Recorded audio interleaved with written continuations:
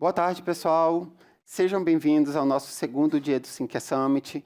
Meu nome é Armando, eu sou Developer Advocate aqui na Sinqia. E antes da gente começar a falar do evento, eu vou contar um pouquinho da história do Sinqia Summit.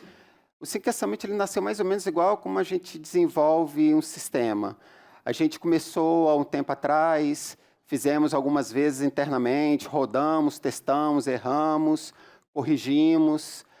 Ano passado, junto com esse time de marketing excepcional que a gente tem, nós fizemos a primeira versão dele aberta para o público. Bem, quem assistiu deve lembrar que nem era esse nome ainda.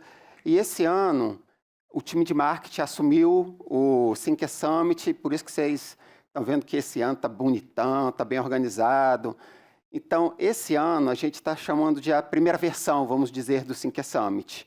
E eu acho que eu posso falar assim, com certeza, eu estava envolvido nos outros, estou bem envolvido nesse. Grande parte do sucesso, da organização, tudo que a gente está tendo hoje é por conta desse nosso time interno de marketing. Então, parabéns ao nosso time, parabéns meninas, parabéns a todas. Tá? E lembrando um pouco do que a gente falou ontem. Ontem a gente falou sobre IA, deixa eu lembrar, né, gente? A memória nessas coisas, mas não. Open Finance e transformação digital no sistema financeiro. Trouxemos grandes parceiros como a DataRuder, a F-Insights, o pessoal do Torque, aqui nós também, a Plug, TechBan, o pessoal da Cantarino Brasileiro e, obviamente, Evertec Sinqia. Ontem tivemos várias conversas legais, várias ideias legais. Eu até falo, eu como dev, eu ainda tenho no sangue, né, tanto tempo fazendo isso, a minha vontade já era de estar codando, eu já penso na solução lá na frente, pronta.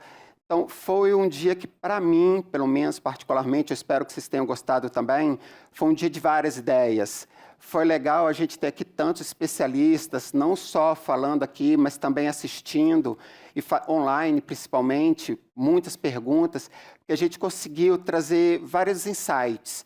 Eu acho que essa é a grande ideia do Sinqia Summit. A gente trazer especialistas, mas não só os especialistas falarem para vocês, nem eles debaterem entre eles, mas trazer a participação de todo mundo. É para isso que a gente faz o Sinqia Summit, não para nós podermos falar da Sinqia, da Evertec ou do Torque para vocês, mas para fazer vocês participarem. Então, muito obrigado a vocês que nos assistiram ontem, que estão conosco aqui hoje, muito obrigado de verdade. E para a gente começar hoje, bem, o nosso tema vai ser um tema que eu recentemente até conversei sobre isso no nosso podcast, PIX e Drex. É um assunto, gente, que depois que eu comecei a ler, entender um pouco mais, depois do nosso podcast, que por acaso 2 dos participantes de hoje estão também nesse podcast, eu comecei até a gostar mais do assunto, ler mais sobre o assunto. E para quem não entende ainda o que é o Drex, eu acho que hoje é a oportunidade para a gente poder falar sobre isso. Assim que faz parte do... Bem, eu não vou comer o assunto do Alexandre, mas assim que está bem envolvida com a questão do Drex. Então, gente, eu vou parar de falar, porque vocês não estão aqui para ouvir, nem ver o Armando. E vou chamar aqui agora Alexandre Machado, Bruno Bandeira, Nação Ferreira, desculpa, e Reinaldo Alckmin. Obrigado, gente. Palmas. Boa tarde a todos. Obrigado aí pela presença, quem está aqui. Obrigado quem está online aí acompanhando a gente. Bom, eu sou Alexandre Machado, sou GPM aqui na Sinqia. Vou mediar esse bate-papo aqui com essa turma de feras. A gente está diretamente envolvido nos trabalhos aí do piloto do Drex junto ao Bacen, e a gente tem soluções também de Pix, pagamentos instantâneos e outras soluções tantas aí envolvidas nos meios de pagamento. E vamos trocar uma figurinha, trocar uma ideia aqui com esse pessoal. Então, vou puxar aqui em ordem alfabética, pedir o Bruno para se apresentar, contar um pouquinho do Genial, onde ele vem, o que ele faz lá e se apresentar para o pessoal. Bem-vindo, obrigado. Beleza, obrigado pelo convite, por receber a gente aqui hoje para falar de um tema que a gente é tão entusiasta e gosta tanto, assim, desde da entrada e da formulação do consórcio do Real Digital, acho que abre novos horizontes ali, tanto para as empresas a nível de negócio, mas para o mercado financeiro como um todo, a nível de produto e de arquitetura. Então, para a gente é uma agenda super importante e tem sido um prazer e uma honra trabalhar ao lado de vocês no consórcio. A Genial é uma plataforma de investimento aberta, um ecossistema, na verdade, de investimento. A gente nasceu como banco de investimento lá atrás, em 2010, de sócios advindos do Pactual, pós-venda para o UBS. E ao longo do tempo a gente foi se desenvolvendo como plataforma para prestar serviço tanto corporativo para a empresa e, posteriormente, na parte de corretora. E mais recentemente numa abrangência maior de serviços financeiros como um todo, tanto que a gente tem solução de Pix, de pagamento e outras coisas ali dentro. E por isso surgiu essa agenda de Real Digital. Hoje em dia a gente tem 1.300.000 clientes, a gente é prestador de serviço para muitas das empresas, tanto do ecossistema de cripto, que trouxe a gente um pouco a ter mais conhecimento sobre essas agendas, ali na parte de Banking as a Service. Então, a gente foi um dos primeiros players a fazer isso lá atrás. E acho que um pouco da nossa agenda que é viabilizar produto, a gente sempre teve ideia de dar soluções diferentes ali para os nossos clientes a nível de solução de liquidação, solução de produtos bancários que eles não têm acesso e a gente naturalmente já está plugado ali para eles terem. Eu acho que a agenda de pagamentos aqui no Brasil já avançou bastante, a gente inclusive avançou bastante ali com o Pix, mas tem um horizonte muito grande ali, muito maior com o Drex e com os ganhos que ele pode trazer, principalmente relacionados à composabilidade e programabilidade. Então, que são duas coisas que para o mercado como um todo financeiro é um pouco distante da realidade, dado que a gente tem muitas estruturas que são custodiais, ou seja, mantém a custódia dos ativos dentro de uma estrutura específica, e aqui você está falando de um data center compartilhado entre várias instituições, o que muda um pouco essa arquitetura como um todo. Apesar de fiduciariamente ainda ser custodial, você vai mudar um pouco a arquitetura a nível de sistema. Então vai ser um prazer explorar isso um pouco com vocês hoje. Boa, obrigado. Bom, outro painelista que está aqui conosco é o Nasson, Mercado Bitcoin. Então, bem-vindo, obrigado por ter aceitado o nosso convite. Fala um pouquinho aí de você, do seu trabalho lá no Mercado Bitcoin e do próprio Mercado Bitcoin para a gente. Boa, obrigado Alexandre, obrigado Cínquia pela oportunidade aqui de estar participando desse painel.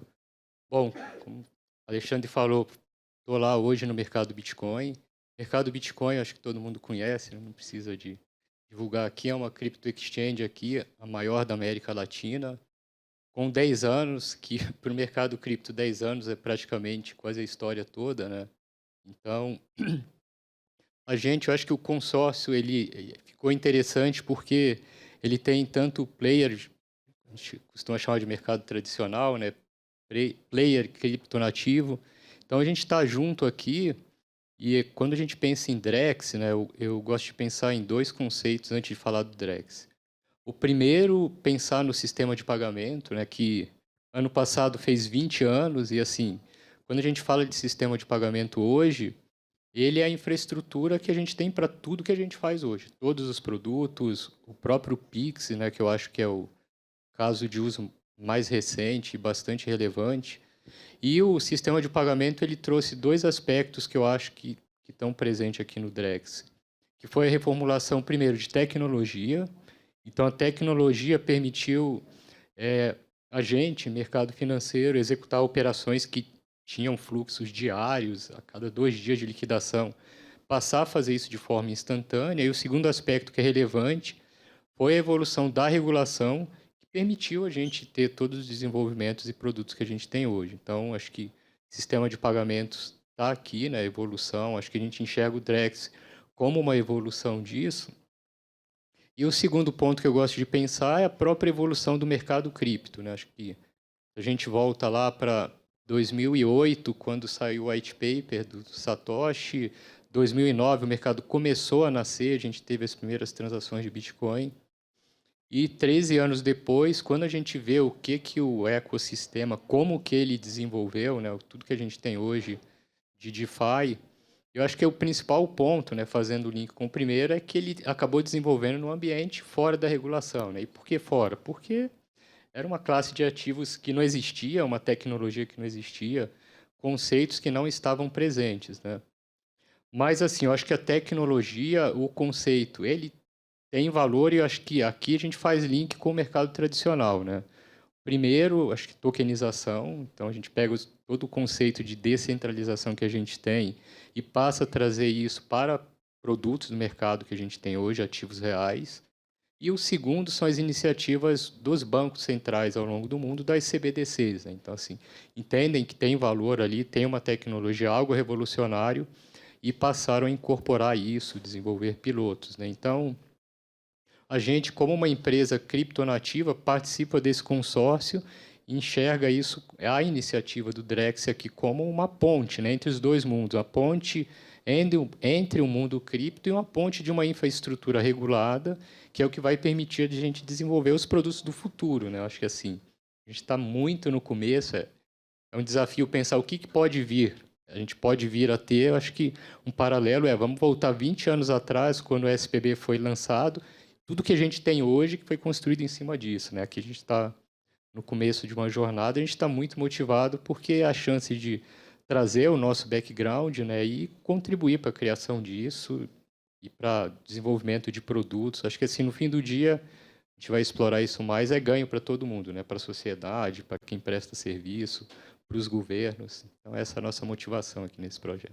Legal, boa, obrigado. Vocês estão vendo o pessoal falando muito do consórcio, né? Consórcio.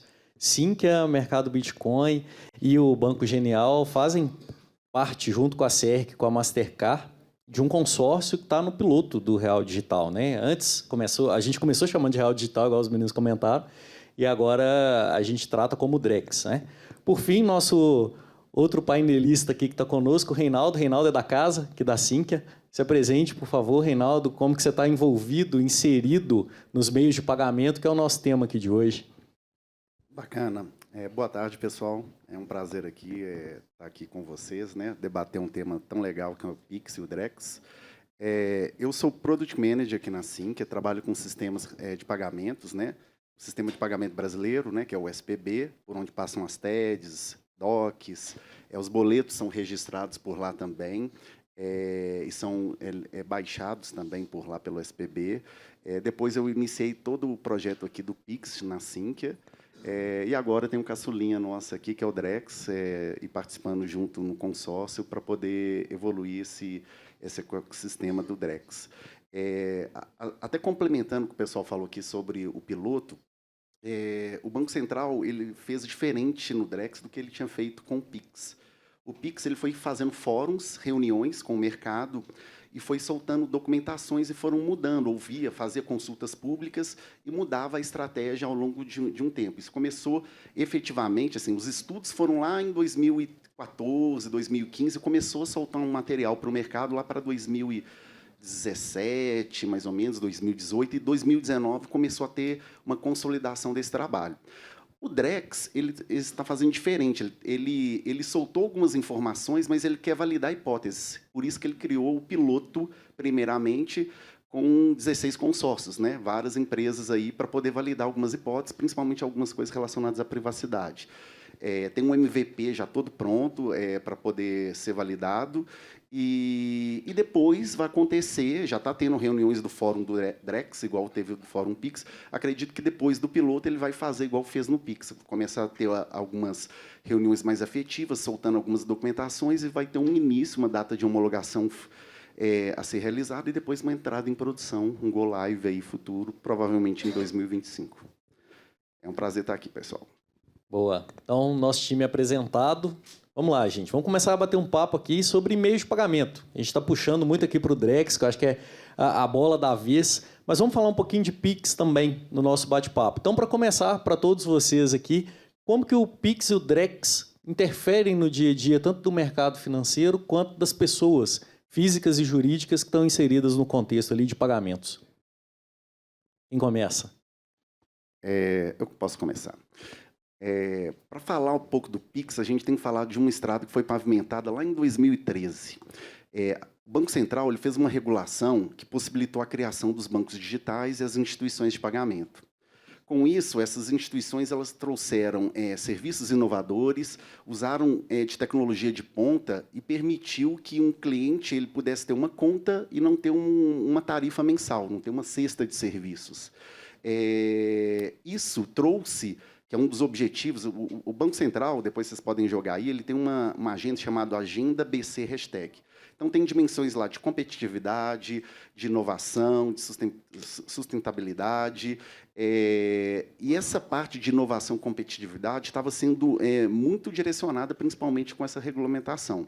Então, tendo essa estrada pavimentada, quando chegou o PIX e o Banco Central falou que não ia ser cobrado de pessoas físicas, permitiu que uma crescente de bancarização que estava acontecendo, porque o Brasil ele tinha, se eu não me engano, 40 milhões, somos mais de 220 milhões de pessoas, mas era 40 milhões ou 50 milhões de bancarizados. Esse número cresceu drasticamente, são mais de 100 milhões bancarizados.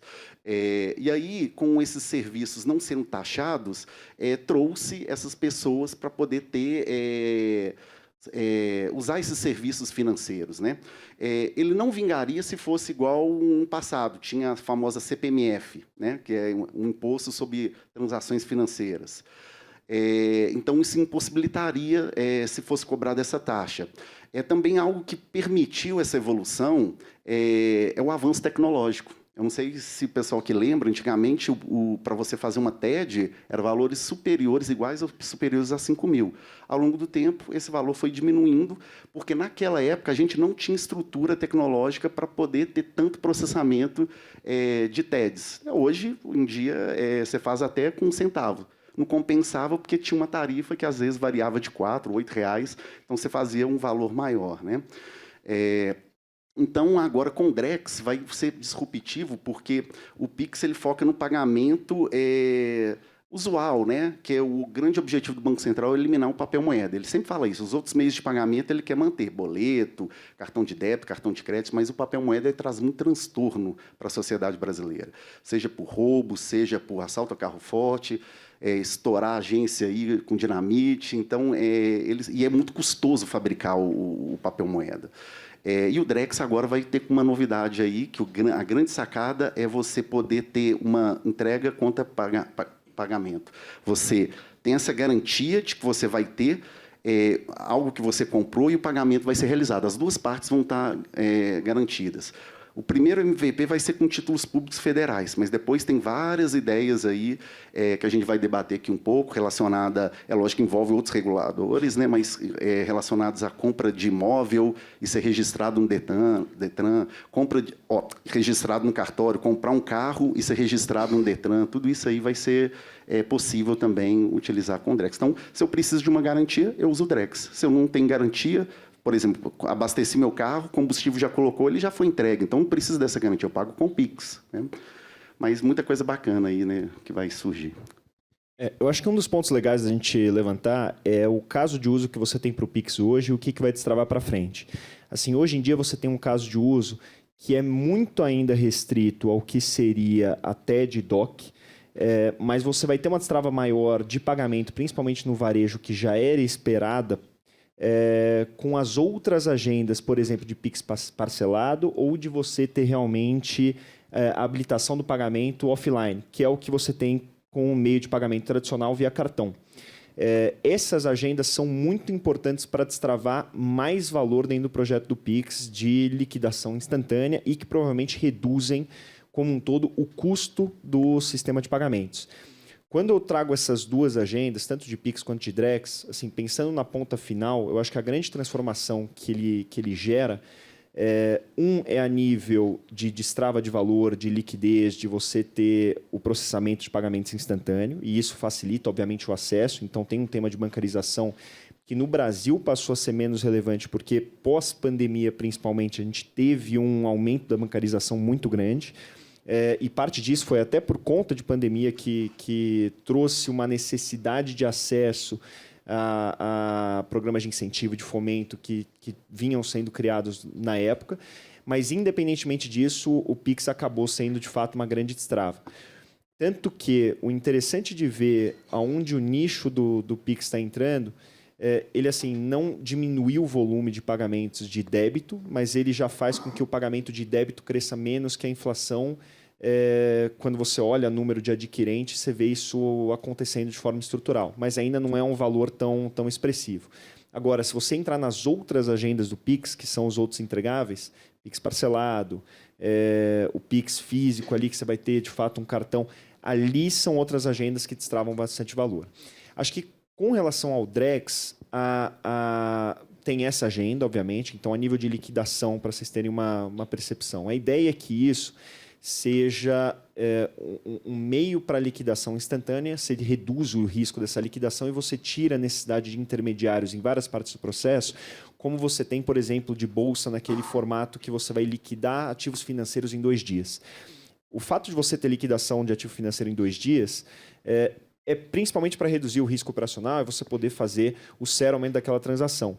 Isso com o Drex tende a diminuir. Você pode fazer instantâneo porque toda aquela rede está aprovando aquela transação em tempo real. Então, isso é na ponta final. Mas o fato de você ter a liquidação instantânea também viabiliza produto. E o produto aqui, na minha percepção, um deles é uma destrava de valor enorme em crédito e nessa parte de custódia. Uma das coisas que você consegue viabilizar é, por exemplo, utilizar um dos ativos que está sob custódia de um determinado banco para uma operação em um outro banco. Então, um exemplo, se eu coloco um smart contract no meio que faz um gerenciamento de uma garantia de um ativo, eu consigo dar crédito num outro banco com um ativo que originalmente estava custodiado em um concorrente meu.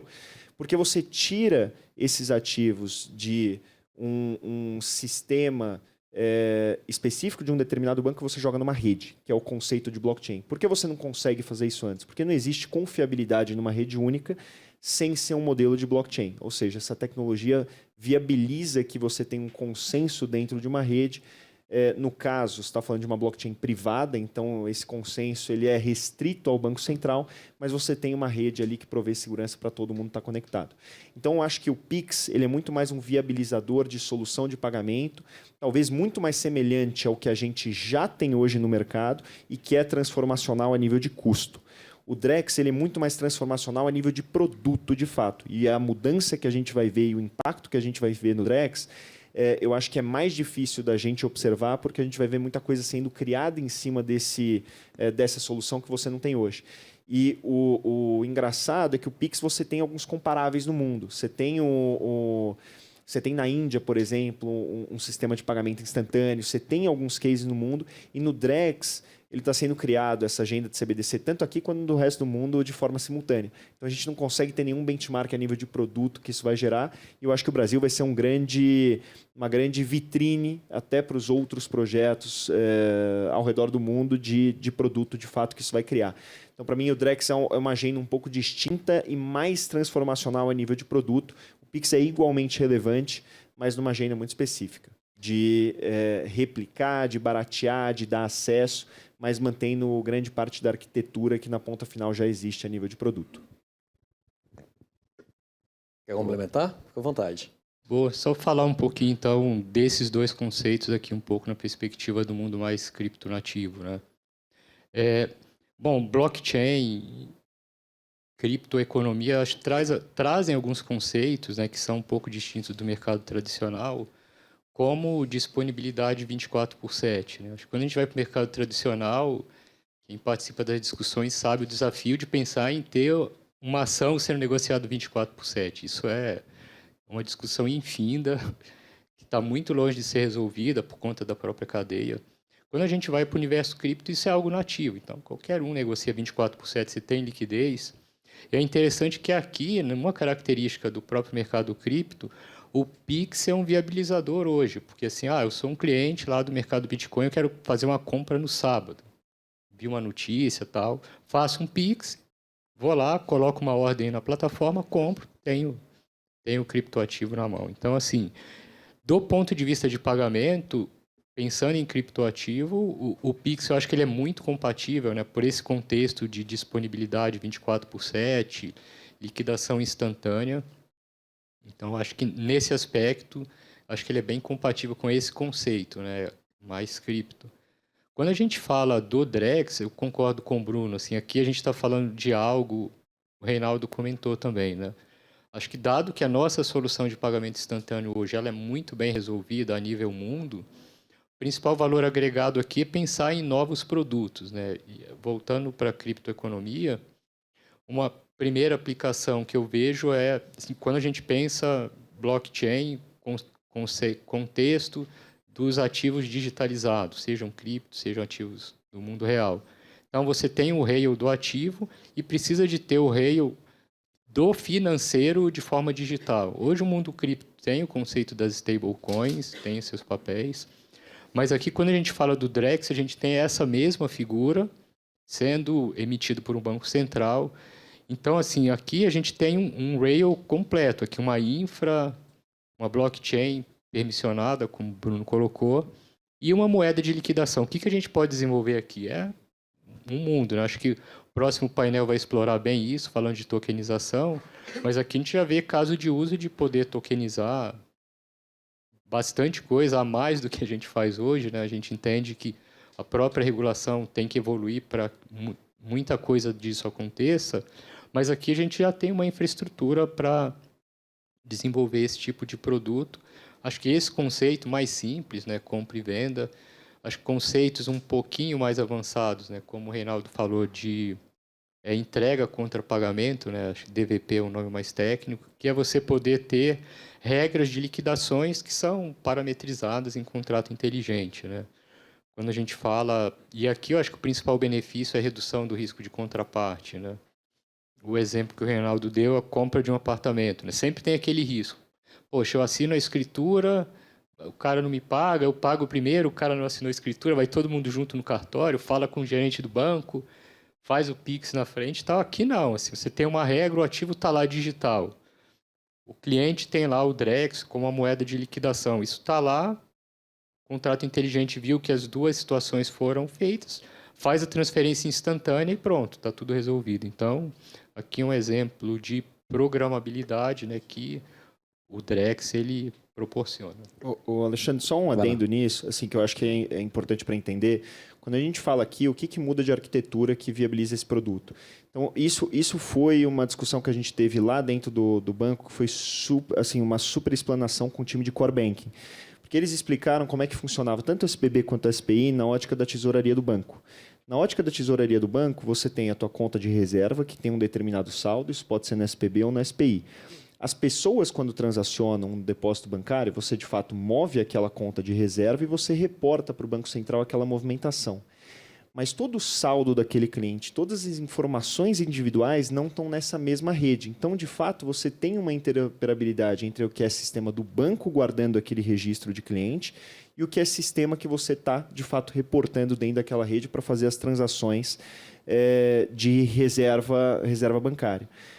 Agora, em real digital, e é por isso que a privacidade é super importante, você está colocando tudo na mesma rede, porque você está tokenizando tanto a reserva bancária, que seria o real de atacado, quanto o depósito à vista. Então, as duas coisas estão dentro da blockchain e aí você tem todos os dados ali dentro. O que isso viabiliza? Ele viabiliza, de fato, produto. Então, por exemplo, quando eu falo que tem uma complexidade em eu liquidar uma posição na bolsa, é porque o data center da moeda de liquidação é diferente do data center da bolsa que faz o registro da titularidade do ativo. De carro ou de imóvel é a mesma coisa quando você chega num cartório. Não é o mesmo instrumento, não é o mesmo infraestrutura de registro. Se você trouxer tudo para a mesma infraestrutura, você troca a titularidade no mesmo momento que você faz a liquidação financeira.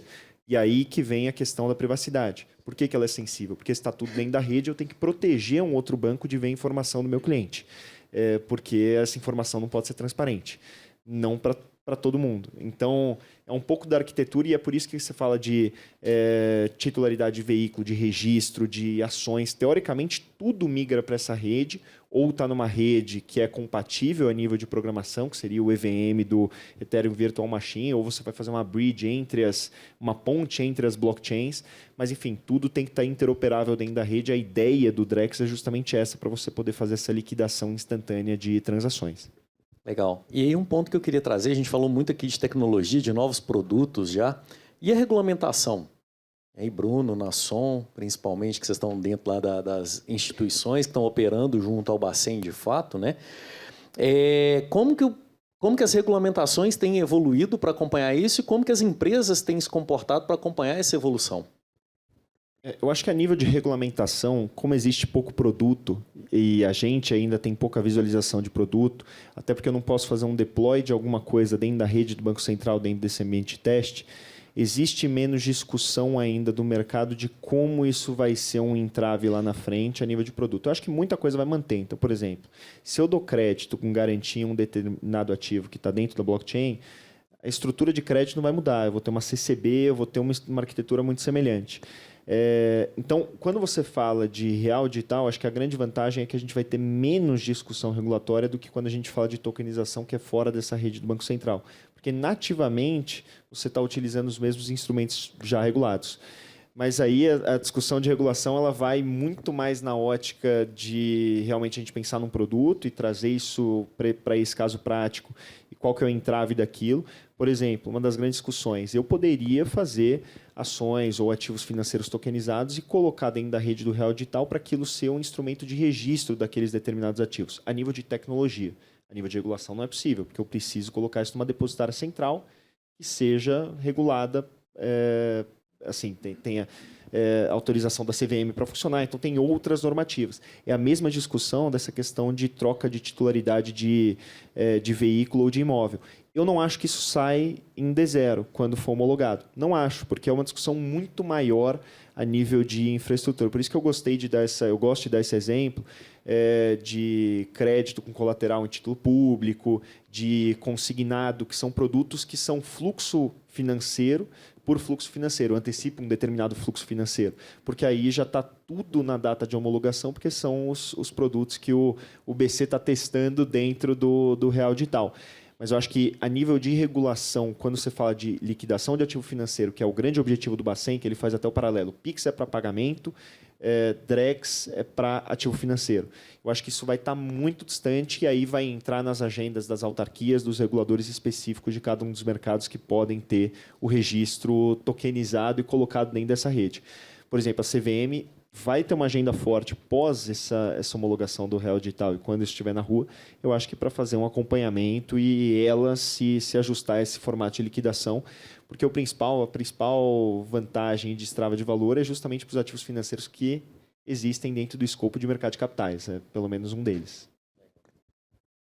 Pô, acho que falando um pouco da perspectiva agora mais cripto, né? Acho que quando a gente olha Brasil, compara com o mundo, a gente está, diria, bem avançado, né? A gente teve um marco regulatório aqui da prestação de serviço de ativo virtual ano passado. O Banco Central ele já foi designado, né, como o regulador das prestadoras de serviço de ativo virtual, né, as VASPs, como tem sido chamado. Então, acho que, do ponto de vista de regulação, acho interessante pensar nisso e, de alguma forma, lá na frente, acho que isso vai ter interseção com a pavimentação regulatória do Drex, porque aqui, quando a gente olha na regulação cripto, o que a gente está pavimentando? Primeiro, quais são os papéis na prestação de serviço de ativo virtual? Qual a entidade que pode negociar? O que é uma exchange? O que ela precisa de ter? Quais são os requisitos? Segurança? O que ela precisa de demonstrar? Capital? Quem pode prestar serviço de custódia? Que tipos de serviços financeiros podem ser prestados com esse tipo de ativo que tem essa natureza? Então, aqui eu acho interessante pensar nisso, porque isso tem evoluído. A expectativa que a gente tem hoje é que o próprio Banco Central já falou, né? Esse ano ele vai soltar uma consulta para entender as melhores práticas de prestação de serviço em ativos virtuais. Então, aqui ele vai entender como a indústria se movimenta, quais são as melhores práticas. E, para o primeiro semestre do ano que vem, já é esperado a primeira minuta das regulações que vão estabelecer quais os papéis, quais são os requisitos. Então, aqui eu acho que é interessante porque a regulação, do ponto de vista digital nativo, ela está andando. Em algum momento para frente, essas coisas vão se convergir, né? Porque se a gente já tem, talvez fazendo a ponte com o que o Bruno falou, né? O papel do custodiante. Hoje a gente tem o custodiante tradicional, a gente vai ter o custodiante do ativo virtual, o que ele precisa de ter, quais são os mecanismos de segurança. Em algum momento, essas coisas vão começar a se falar. E aí sim a gente tem a ponte para conseguir lançar produtos que hoje a gente já enxerga num mundo mais cripto raiz, num ambiente menos regulado, ou sem regulação, dependendo do tipo de produto, para um ambiente regulado que tem muitas características em comum. Legal. Se a gente pensa, fazendo um paralelo com o Pix, a gente bateu o recorde em outubro, mais de 160 milhões de transações em 24 horas. A Febraban soltou uma notícia que mais de 90% dos pagamentos feitos no trimestre passado foram através do Pix. que é muito que o Bruno comentou, né? As pessoas vão evoluindo, saindo ali do cartão para o Pix propriamente dito. E aí, Reinaldo, eu queria te puxar para uma discussão de tecnologia e de segurança. Como que as instituições financeiras, empresas igual a Sinqia, que fornece o PSTI, a gente é homologado junto com o Bacen, como que a gente atua para poder garantir a segurança de todas essas transações, esse arcabouço tecnológico que está por trás de todo esse movimento que a gente acompanha no mercado financeiro? Bacana. Primeiramente, a gente tem que entender que as transações realizadas entre as instituições financeiras e o Banco Central e câmaras, né, no caso do SPB, o Pix é só com o Banco Central, elas passam por uma rede privada chamada Rede do Sistema Financeiro Nacional. As mensagens são criptografadas e assinadas digitalmente. Então, existe toda uma segurança envolvida, só participantes autorizados podem trafegar nessa rede, instituições financeiras e as câmaras. Só que a gente tem também a parte que faz o front-end com os usuários, né? Os canais digitais, mobile bank, internet bank, conta corrente. Esses sistemas, por orientação do Banco Central, eles têm que seguir regras de segurança para poder garantir que quem está conectado ali é realmente o sistema esperado. Então, existem autenticações, existem comunicação chamada MTLS, que garante quem é que está conectado mesmo, é aquela pessoa e não um outro agente, né, para evitar ataque man in the middle. Então, todo esse aspecto, unido também com sistemas antifraude, que o Banco Central estava cada vez mais exigindo, que é a responsabilidade das instituições financeiras garantir que não aconteça fraude. Então, esses sistemas antifraude, eles olham comportamentos, por exemplo, né? Uma pessoa está acostumado a fazer 2 compras de Pix no dia, de repente faz 60. Isso aí muda um pouco o comportamento, o sistema detecta aquilo, bloqueia, e é lógico, o usuário, as instituições financeiras entram em contato para poder averiguar se aquelas transações foram realmente ele que fez ou então foi uma outra pessoa. Geolocalização, né? Então, a pessoa fez uma compra aqui no mobile banking no Brasil, de repente uma compra lá na China e outra, né, nos Estados Unidos, né? Só se for o Superman para estar nesses 3 lugares em pouco tempo ali fazendo essas compras. Então, esse comportamento, unido também até o Banco Central está soltando novas informações aí, que os contadores antifraude já existem alguns, então eles alimentam os motores antifraude das instituições financeiras para depois detectar, opa, peraí, tem uma chave aqui que foi marcada como estelionatário, ou CPF, ou CNPJ, quantas transações foram realizadas com sucesso nos últimos 3, 6 meses, se já houve relato de infração, então tudo isso alimenta esses sistemas antifraude. E outra parte também é sempre a educação, que está na agenda, não, é outra dimensão da agenda BC Hashtag, que é a educação. Então, é a orientação dos usuários a usar biometria, na hora que vai fazer uma transação que foge do normal, então, você faz uma prova de vida ali, né, para poder continuar fazendo essa transação. Então, esses aspectos também de educação do usuário, não guardar senha, né, no próprio telefone, né, para o usuário, de repente, quem pegou o telefone vai lá e manda e-mail para o que está no próprio telefone. Então, são os meios que são usados para evitar que uma ação fraudulenta ocorra. Boa, obrigado. Bom, a gente falou alguma coisa de produto aqui, né, Nasson? Você falou novos produtos. Você acha que a gente tem espaço para novos produtos? Ou a gente vai ter, dentro das instituições, só uma atualização dos produtos que a gente tem atualmente? Uma boa pergunta aí, né, Alexandre? Falar um pouco aqui, voltando para o mundo cripto, fazendo um link com a atualização regulatória, né? A resolução 175, dentre os vários aspectos que ela tem, ela trouxe a possibilidade de alocação para fundos multimercado de até 10% do patrimônio em criptoativos. Então, aqui a gente tem, por meio da evolução regulatória, a possibilidade de um veículo que aplica em instrumentos tradicionais poder aplicar nessa classe de ativos, né? Então, a partir dessa resolução, a gente, falando do MB, lançou um serviço direcionado a esse público, né, investidor institucional, que até antes dessa resolução precisava de construir um veículo offshore, ter toda essa estrutura lá, comprar cripto em exchanges de outros países, onde em muitos casos a gente não tinha regulação.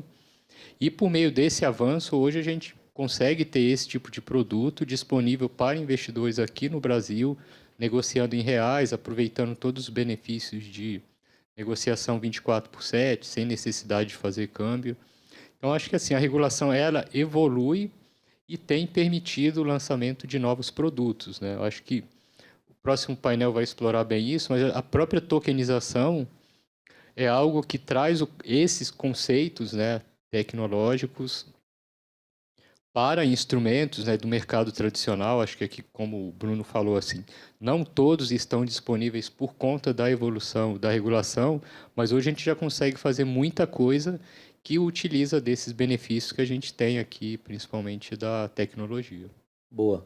A gente está falando aqui de nova era financeira, né? Então, emendando essa pergunta, Bruno, o que o Drex vai ser beneficiado com o Open Finance? A gente teve um painel ontem falando de Open Finance. Qual benefício ou vai ser um facilitador o Open Finance para a estrutura Drex que a gente está ali nesse piloto? Eu acho engraçado porque muitas vezes quando eu explico o Drex para alguém que não conhece tão a fundo, eu termino a explicação e a pessoa vira para mim e pergunta, é o Open Finance? Eu falo, é também, porque é uma agenda muito parecida. Então, de novo, partindo das características e olhando as vantagens que isso pode trazer. Se eu estou tirando o data center, as informações de uma instituição específica e estou trazendo para uma rede, eu posso consultar essas informações, eu posso fazer coisas com elas, por exemplo, criar um produto atrelado a um outro ativo que a pessoa tem em um outro lugar. Isso é a composabilidade, por exemplo, que você fala de blockchain. Então, dentro disso, você está falando de alguns conceitos que estão no Open Finance. Habilitador de pagamento, que é o poder, através de uma outra instituição, habilitar o pagamento, sendo que o habilitador não é o dono da conta nativa na instituição que eu estou efetuando o pagamento. Isso também tem a ver com Drex, porque se eu estou criando um data center único, eu consigo habilitar um pagamento não necessariamente daquela instituição, mas se uma outra intermediária tem autorização para habilitar. Então, assim, esse tipo de conceito do Open Finance ele está super envolvido. Como você está jogando tudo dentro de uma rede única, compartilhada entre as instituições, também você tem um compartilhamento nativo de dados. Então, assim, toda essa agenda de Open Finance ela é muito atrelada ao Drex e vice-versa. Assim, você tem as suas nuances em cada uma delas, assim, e algumas elas caminham em paralelo. Por exemplo, quando você fala de Open Investment, como o Drex ainda é pouco direcionado para investimento, porque é uma agenda não do Bacen, mas mais da CVM, e, de novo, eu acho que a CVM deve correr atrás quando você tiver a homologação, e, obviamente, já está trabalhando no assunto, mas você tem ainda um pouco distante esse conceito de Open Investment. Você tem muito mais o conceito do que é, de fato, o banco e dessas consultas de saldo, de informações básicas do teu cliente numa outra instituição, e disso viabilizando para produto. Mas, assim, são agendas totalmente interligadas na minha percepção, ou se não são ainda na ótica do regulador, eventualmente elas vão passar a ser. Eu acho que o Drex vai ser um grande instrumental viabilizador das agendas de Open Finance. Legal.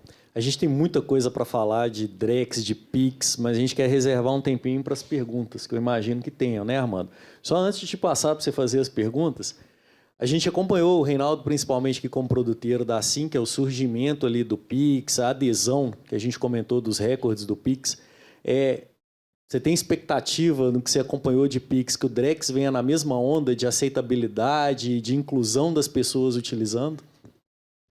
Sim, principalmente em relação à garantia que eu comentei. Um MVP vai ter algo que a gente não consegue fazer hoje, que é título público federal, eu, Reinaldo, vender para o Alexandre esse título público federal tokenizado.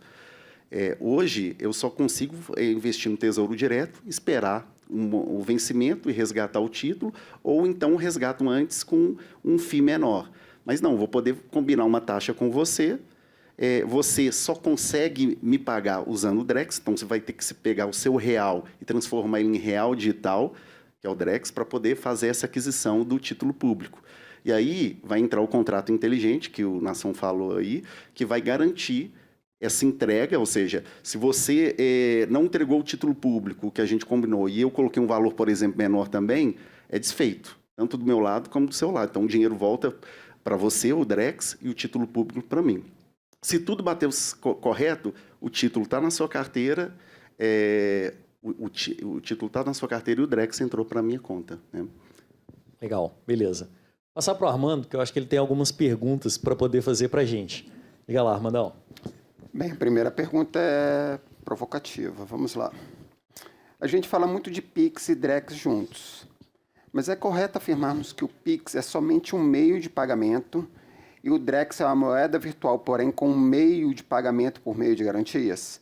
Esse meio de pagamento do Drex poderia ser utilizado no Pix? Não, o Drex não pode ser utilizado. Ou você utiliza o Pix ou o Drex. São meios de pagamentos distintos. E o Drex é uma moeda, é o real, só que tokenizado. Então, ele tem essa paridade 1 para 1, né? O pessoal até fala de volatilidade, não existe volatilidade. A volatilidade do Drex é em relação ao mercado. Se ele desvaloriza perante ao real, o nosso real, o Drex desvaloriza também. Mesma coisa em relação ao euro e tudo mais. Então, o Drex é um ativo tokenizado que permite você fazer alguns serviços diferenciados. O primeiro que vai existir é o título público federal, mas depois tem os outros cases aí que a gente citou, que é lógico que tem que envolver outros reguladores também, e também outras possibilidades, né? Tem garantia, dá um móvel tokenizado como garantia, né? E eu vou utilizar o Drex também para poder adquirir esse móvel fracionado também que acontece hoje nas plataformas hoje de criptomoeda. Então, são meios de pagamentos totalmente distintos. O que você vai fazer, o objetivo do seu pagamento é que vai determinar se você vai usar o Pix ou o Drex. Entendi, beleza. Bem, a próxima está citando até o nosso podcast, que a gente falou sobre um desejo do fim da moeda física. Se vocês não veem que isso é mais como utopia, principalmente sabendo da diversidade que existe no Brasil. Acho que a gente comentou um pouco disso aqui, né? Do fim da moeda física, pelo custo da emissão do papel moeda, os riscos de termos o papel moeda circulando. Então, acho que no futuro, sim. Talvez não ano que vem, que já está aí na porta, mas num caminho, talvez um H2 ou H3, sim, a gente caminha. Se a gente pensar que documento de carro, aquele verdinho, é em papel moeda e hoje já não é disponibilizado mais em papel moeda, já é um passo para que a gente também diminua a produção de papel moeda e, consequentemente, em breve, acho que o dinheiro físico que a gente está acostumado vai diminuir. Você pensar que você vai no sinal hoje, o baleiro que te oferece uma balinha ou uma água, ele já deixa o Pix dele ali, nem ele recebe dinheiro mais. Alguém me pergunta, dá um trocado aí, você fala assim, não tem nenhum trocado na carteira, não aceito Pix. Aí você, acabou isso. Alternativa. Uma coisa legal nesse sentido, eu acho que as pessoas acham que o Drex é o grande substituto do dinheiro papel moeda. Eu acho que o Pix, ele é mais, assim, como estrutura, o Pix é mais transformacional nesse sentido. Assim, o Drex, ele vai melhorar a liquidação financeira. As pessoas não vão ver o Drex. Assim, é uma discussão que você tem matéria. Assim, ninguém vai saber que está usando o Drex em tese. Não é que nem o Pix. Você sabe, você escolhe entre fazer uma TED, uma DOC e um Pix. O Drex, você vai liquidar algum ativo financeiro em Drex, que é um sistema de pagamentos, como uma analogia, mas você não vai perceber que você está usando. Você vai entender o benefício. Não vai estar escrito no seu banco, provavelmente, Drex ao invés de Pix. Você nem vai ter a possibilidade de liquidar aquilo com outra forma de pagamento, porque é um produto exclusivo para aquela arquitetura e para aquele formato de pagamento. Acho que vai ser muito engraçado ver isso, porque daqui a uns 3 anos esse termo vai sumir. Assim, o pessoal de banco e de sistemas vai conhecer Drex, a pessoa na ponta final não vai saber o que é, e agora vai parecer super transformacional. Eu acho que é muito diferente do Pix. Eu acho que o Pix foi muito mais importante para essa agenda de papel moeda do que o Drex vai ser. O Drex vai estar muito sutil, embedado em produto. O Pix foi super transformacional. Não sei exatamente qual que é a atualização desse dado, mas o Brasil, até 2020, 56% das transações eram em papel moeda. Assim, era muito, muito grande. Eu tenho hoje mais de 90% no Pix, mais de 90% no Pix. Assim, é uma mudança muito grande, muito rápida. Em pouco tempo, né? Em pouco tempo. Eu acho que o Drex vai ser acessório frente a essa mudança do Pix. E eu, inclusive, acho que o que é interessante comentar Acho que o Drex vai ter uma adoção mais gradativa, porque o Drex ele depende da criação de produtos por instituições que usufruam dessa tecnologia de liquidação e de blockchain como um todo por trás da arquitetura. O Pix não depende. O Pix ele é nativo. Você já tinha uma função TED, DOC, e você escolhe Pix. Então, na medida em que a instituição integra, ela já tem um caso de uso específico. No Drex, não. Ela vai ter que criar os casos de uso. Então, acho que a adoção vai ser mais a cargo da instituição do que das pessoas quererem usar. Legal. Bem, outra aqui, do Luiz Henrique Rocha Costa.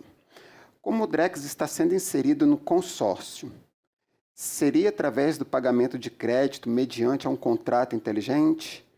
No caso de uma alienação, por exemplo, nesse sentido, os esforços seriam só das administradoras em adotar a tecnologia ou outros parceiros também teriam que aderir? B3, cartórios, etc. Todo mundo tem que aderir.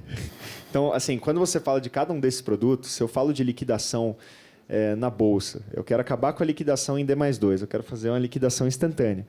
Eu preciso que a bolsa tenha aderência ao produto e à arquitetura, porque senão não é viável. Eu ainda vou ter um risco de contraparte se ele não utilizar aquela moeda digital. O que é interessante aqui, e de novo, eu acho que a gente vai ficar muito restrito ao que é dinheiro por dinheiro. Esses casos de titularidade de ativo vai ser mais demorado. Título público, eu acho que é na veia. Assim, as instituições já dão crédito com colateral em título público. Hoje em dia, você tem um formato de liquidação, geralmente, que é via mesa. Então, por exemplo, o cara não paga a fatura do cartão. Você, via mesa, liquida aquele ativo. Você faz o RFQ, ou seja, eu puxo uma cotação do mercado de quanto aquele ativo está valendo, liquido, dou o residual para o cliente. Tem um OPEX muito grande. Assim, o custo operacional para você fazer isso é muito grande. O que as instituições deveriam colher como primeiro entregável do Drex, talvez até antes de produto, seja a redução de custo operacional que elas têm para concessão de crédito e para produtos que ela tem embedado. E aí ela vai replicar todos os produtos, mas vai diminuir muito o custo operacional. Porque o dinheiro é programável. Eu consigo colocar uma transação, faça isso se tal coisa acontecer. Eu consigo colocar condicionais naquele dinheiro. E esses condicionais, hoje em dia, são super manuais. Um exemplo específico ali em FDIC, que é um produto de mercado de capitais. A gente capta para esse negócio e você viabiliza que uma empresa faça um fluxo revolvente de antecipação de recebível dentro daquela estrutura. A vantagem geralmente é tributária, porque você sai do lucro real ou presumido e entra numa tributação de um fundo fechado que é tributado só no final, 15% quando o fundo fecha. Então, por isso que os FDICs viraram uma onda tão grande. Hoje em dia, eu tenho o agente fiduciário, que faz a cobrança, ele vê se aqueles ativos estão de fato fluindo, aqueles recebíveis estão de fato sendo pagos, e eu tenho um administrador. Se você é o dono do FDIC cotista, você vira para o administrador e fala quanto vale a minha cota, ou seja, quanto vale aquele produto que eu tenho financeiro hoje. Para você casar essas informações, hoje em dia, é custoso. A gente tem uma administradora fiduciária, é muito intensivo em gente.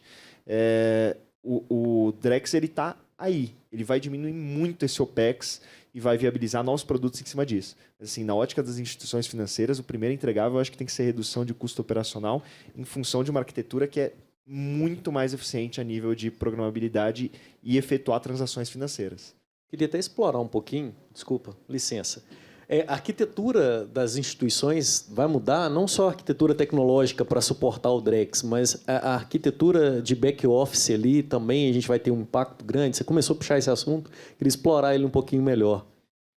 Assim, o que é interessante é que assim, quanto mais você aprofunda no que é back-office de instituição financeira, mais você vai encontrando gargalos intermediários que existem em função de um dever fiduciário das instituições e de coisas que você não consegue colocar nativamente no mesmo sistema.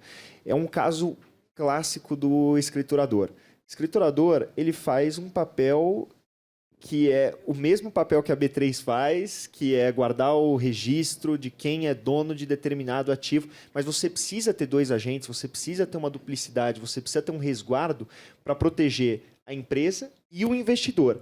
Então, você precisa ter essa duplicidade de sistema.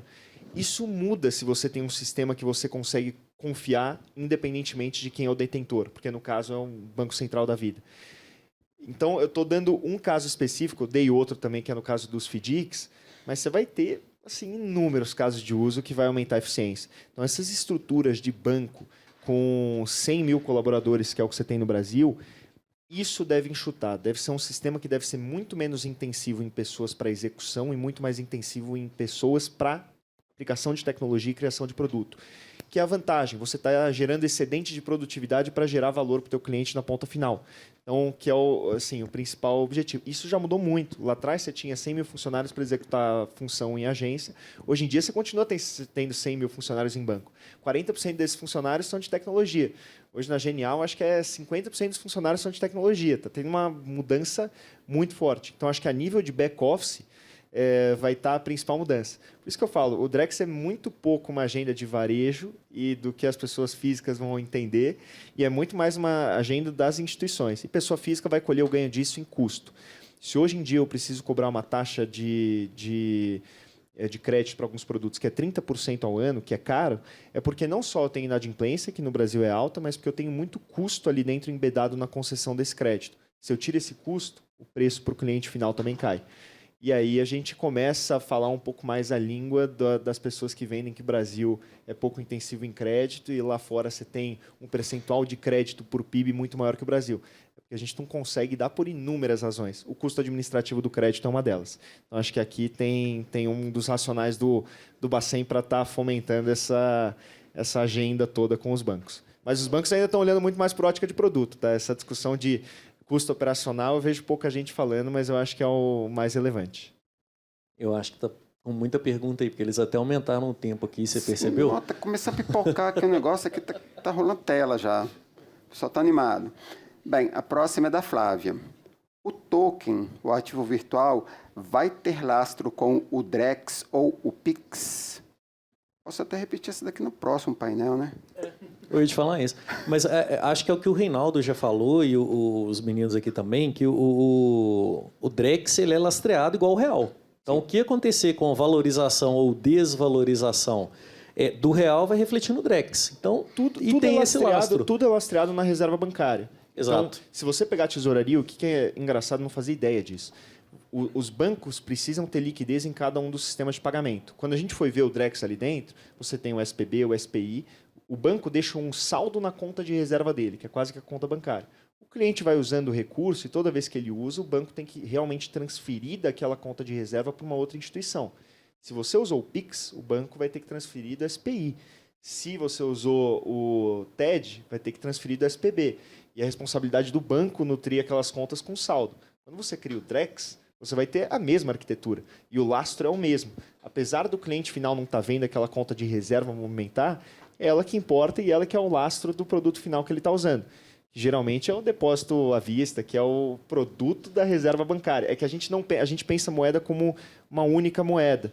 Mas assim, essa divisão é até muito didática que o Banco Central faz para explicar de real de atacado e real de varejo. Porque a arquitetura é toda essa. Você tem depósito à vista e os bancos podem dar crédito em cima disso. Os bancos alavancam em cima da reserva bancária que ele tem lá e ele tem os parâmetros de risco e de liquidez que ele precisa ter mínimo para poder alavancar aquelas contas via depósito à vista. Então, essa arquitetura se mantém. O lastro se mantém o mesmo, que é a reserva bancária, independentemente da conta. E o banco vai ter que nutrir aquela conta do Drex. Hoje em dia não acontece. Tá? Hoje em dia, como é um piloto, a gente cria ali dentro a pedido do Banco Central. Não precisa tirar do meu SPB ou SPI. Mas, no futuro, a gente vai ter que solicitar para mover de uma conta para outra para encher a conta do Drex. Legal. Bem, mais uma aqui. Essa eu acho que talvez esteja...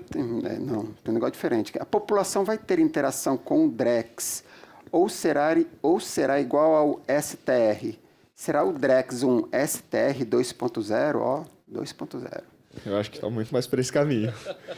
Sim, muito resumido, eu acho que está muito mais por esse caminho. A população não vai ter impacto e também não vai escolher liquidar com Drex. As instituições vão direcionar para isso à medida em que é um produto que faz mais sentido para elas. Eu acho que vai ser muito parecido com o que aconteceu com o Pix, até fazendo uma analogia. Era engraçado porque as instituições, os bancos digitais, eles criaram uma vantagem ali de fazer Pix gratuito, TED gratuita, na verdade. Então, ele subsidiava para o cliente dele fazer e os outros bancos cobravam de forma geral. E aí, quando veio o Pix, para ele foi incrível. Falou, pô, não preciso mais subsidiar, agora, de fato, todo mundo pode fazer nativamente de graça esse tipo de produto, apesar dele ter perdido uma vantagem competitiva. eu acho que o Drex vai ser a mesma coisa. Eu vou direcionar o meu cliente para fazer aquilo porque é vantajoso para mim, inclusive, não porque o cliente vai querer usar. E aí ele não vai ter a escolha de fato. E uma das agendas, por exemplo, de Pix para pagamento era que, de fato, muita gente ia migrar do cartão e ia migrar dos sistemas de pagamento legado, migrar para o Pix. Por que não aconteceu? Porque por N razões é mais difícil você pagar por Pix, que você não tem um habilitador offline de pagamento, você não tem toda aquela arquitetura que cartão criou. E é por isso que a parte do entregável do Pix é ter esse habilitador offline de pagamento. Mas eu acho que a gente, de novo, não vai conseguir perceber o Drex de forma nenhuma e vai ser um termo muito pouco falado daqui a uns 3 anos. Mas o Pix já superou cartões desde o primeiro trimestre de 2022. Hoje, atual, você entra lá nas estatísticas dos meios de pagamento, é quase o dobro do cartão de débito e crédito que estão muito juntos, sabe? Curva, é igual, eu falo que é igual Covid, tá? Só subindo drasticamente. Se você pegar por market share, você vai exponencial. Se você pegar por market share, você vai ver que quem perdeu share foi débito, perdeu um pouco, cartão de crédito perdeu 0 de share, assim, cartão de crédito, porque cartão de crédito você tem muito benefício embedado. Então, uma das coisas interessantes até de agenda de tokenização, quando você fala de utility tokens, você criar programas de benefício em cima de transações financeiras que não sejam nos meios de pagamento via cartão, eu acho que é um baita nicho para as instituições, que seja mais abrangente. Token especificamente é espetacular para isso. Falaram de Nucoin e tudo mais. É mais ou menos essa agenda ali, porque você tende a depender menos do meio de pagamento e sim da transação financeira para habilitar algum benefício que o usuário vai ter. E eu acho que é o caminho que a gente vai ter tanto com o Drex quanto com o Pix lá na frente, vão ser esses benefícios. O cartão de crédito é muito protegido por esses benefícios que você tem muito valor sendo agregado para o teu cliente final. TED e DOC, aí você vai ver que perdeu o market share para caramba. Cartão de débito já está em vias de ser encerrado, né? TED e DOC. Não, só DOC, TED não. Inclusive, curiosidade, em termos de quantidade, o Pix, assim, igual eu falei, está o dobro dos dois, cartão de débito e crédito. Mas sabe qual que é em termos monetários, valor financeiro, qual que é o meio de pagamento mais utilizado? TED. Se você pegar em volumes, está lá, estatísticas do Banco Central. Temos de volumes, realmente, se a gente for perguntar aqui, levantar a mão, perguntar quem comprou um imóvel com Pix, poucos vão levantar. Porque realmente tem um limite muito grande, ninguém bota limite grande. Agora, se falar que comprou um imóvel com TED ou um carro com TED, a maioria que vai levantar. É uma questão de segurança, né? Exatamente. Que virou aquela... E acho que tinha uma das questões que a gente até levantou como pauta, assim, qual que foi a principal entrave do Pix? Segurança e fraude, sem dúvida. Assim, primeira coisa, quando o Pix entrou em produção, primeira discussão e primeira dificuldade que as instituições tiveram foi fraude, foi a dificuldade de você conter um sistema que você tem uma liquidação instantânea. E com o Drex vai acontecer a mesma coisa no produto final. Assim, se eu puder liquidar um ativo em bolsa, em D0, e tirar aquele ativo de um ambiente custodial e transformar em moeda e fazer um Pix tirando daquela instituição, assim, a gente vai ter muita discussão de novo sobre essa questão de fraude. Eu acho que dessa vez o mercado está um pouco mais calejado do que da última. Assim, a gente já espera um pouco mais que isso aconteça. Mas eu acho que essa questão de fraude vai ser, de novo, um super debate, uma super pauta, e aí vai criar esses limites de transação mais ou menos na mesma figura, que vai fazer com que transações grandes você tenha uma liquidação ainda mais 2, você vai criar algum instrumento para dar segurança para transações maiores. Eu acho que vamos para o último, por causa do tempo até.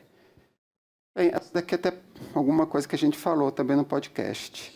Para fazer uma liquidação, vou precisar transformar o real em Drex. Ok, vocês falaram. Quem receber o Drex vai transformar o Drex em real? Ou, até eu complementando, se esse meu Drex depois não for para frente, eu tenho como trazer ele para o real de novo? Sim. Queima. Isso aí, fazendo um paralelo com cripto, é o processo de você levar o dinheiro fiat para o ativo digital e trazer de volta, né? Inclusive, em termos de transação que a gente tem dentro do piloto, uma transação é emitir o token, tanto de atacado quanto de varejo, e fazer o processo inverso, que é a queima, né? Então, sim. Acho que fazendo um paralelo é o que a gente tem hoje, né? A gente olha o nosso extrato do banco, você tem lá reais. Você pode com aquele saldo, fazer uma transferência via Pix, você não viu a moeda, você pode pegar, ir lá na boca do caixa e sacar, você tem o dinheiro, você vai poder ter uma outra modalidade depois, que é emitir o Drex para fazer, como o Bruno falou, algum produto que depende daquilo, ou eventualmente a usabilidade evoluindo bastante, nem precisar de fazer isso, né? Se eu já tenho e quero usar um serviço de liquidação digital, o próprio serviço já me entrega isso. Pega o saldo, emite o Drex, liquida e me transfere a casa, por exemplo, o token da casa.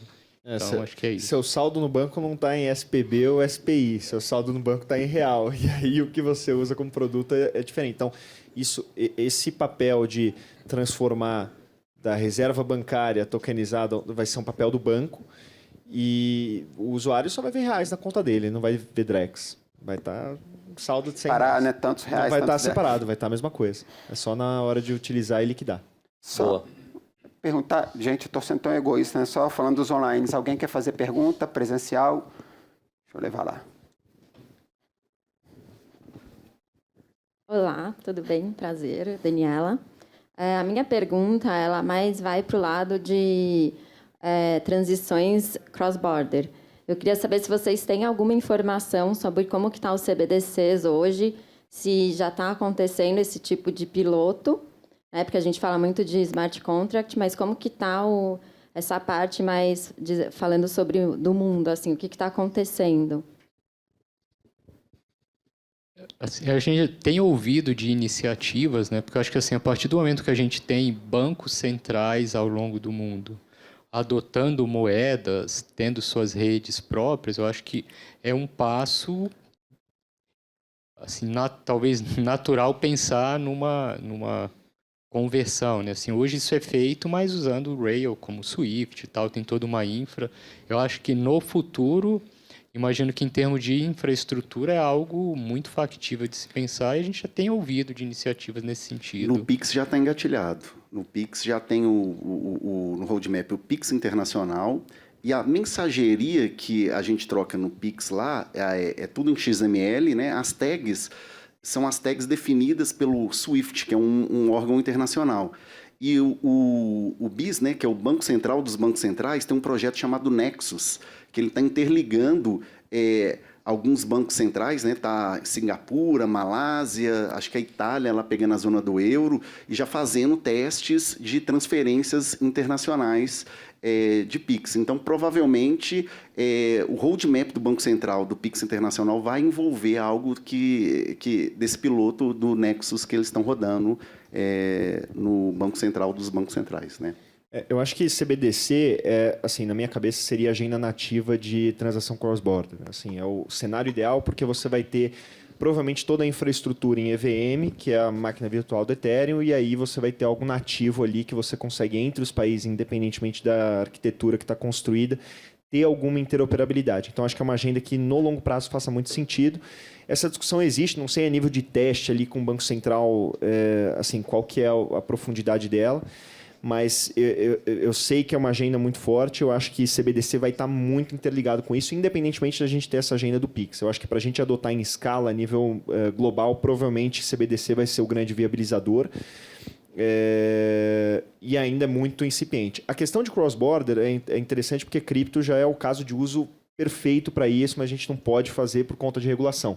Então, a quantidade de gente que bate querendo fazer operação de câmbio com cripto e reportar para o Bacen como operação convencional é surpreendente a nível de entendimento regulatório da gente falar, cara, assim, como é que você não sabe que não pode fazer isso? A gente não pode fazer isso e a gente dá muita negativa nesse tipo de operação e tem que fazer o convencional, mas é uma questão de ser muito mais facilitado o pagamento cross-border via cripto, e eu acho que essa mesma arquitetura vai acabar sendo puxada para essa agenda da CBDC. Talvez até o Pix internacional migre para essa agenda dentro do CBDC por questão de interoperabilidade com os outros sistemas dos outros países. Porque cada sistema de pagamento instantâneo, a exemplo do que a gente viu nos outros países, é desenvolvido internamente, numa agenda interna de tecnologia, assim, é mais difícil pensar em interoperabilidade até por questão de segurança. Blockchain pode ser originalmente interoperável se você pensar dentro de uma rede que é EVM ou que converse dentro da mesma máquina virtual. Bem, pessoal, tá boa a conversa, né? Tá igual quando a gente vai pro bar, não, a próxima, só vai, não termina nunca. Mas a gente tem que terminar. Então, pessoal, eu só vou aqui pedir, se vocês tiverem alguma consideração final, fiquem à vontade.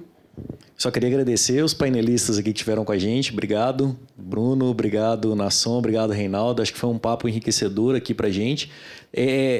Tem muita coisa para a gente falar ainda. Até da nossa pauta aqui, teve coisa que a gente pulou porque o tempo foi curto.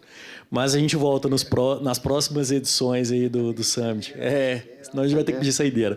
Beleza? Se vocês quiserem aí bem brevemente considerações finais, fica à vontade. Não, eu queria agradecer, assim, de novo, super aberto a discutir esse tema. A gente gosta bastante desse tema, então me coloco à disposição nas minhas redes, LinkedIn, quem quiser pedir aqui para o pessoal da Sync.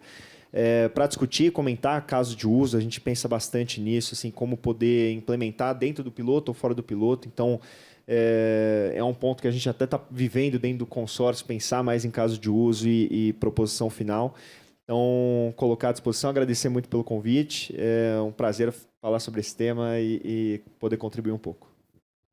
Vou agradecer aqui também pelo convite. Eu acho que fóruns como esse são ideais assim, para a gente discutir, né? Porque a gente quer um pouco da experiência que a gente tem no piloto, mas, claro, num grupo reduzido por restrições, de poder pegar um grupo com backgrounds multidisciplinares e pensar em possibilidades, né? A gente com cabeça mais nativa de cripto, gente com cabeça tradicional e, no meio disso tudo, criar produtos que, no fim do dia, são bons para todo mundo, né? Tem que ser um produto bom para o cliente final, seguro, tem que valer a pena para quem produz, né? Ser remunerado. Eu acho que a gente está no caminho aí, tanto por meio da iniciativa, né, do Banco Central, e também eu acho que esses fóruns proporcionam ambientes para isso. Também agradecer o convite, né? E agradecer também os colegas, né? A gente sempre bate papo ali no consórcio, a gente se vê virtualmente, é a primeira vez aqui que eu estou vendo eles presencial, é muito bacana aqui, né? A gente sempre tem conversas enriquecedoras, né? No nosso consórcio ali, Mercado Bitcoin, CERC, Banco Genial, Mastercard e a Sync, fazendo um consórcio muito bacana e está sendo muito legal participar. Obrigado, gente.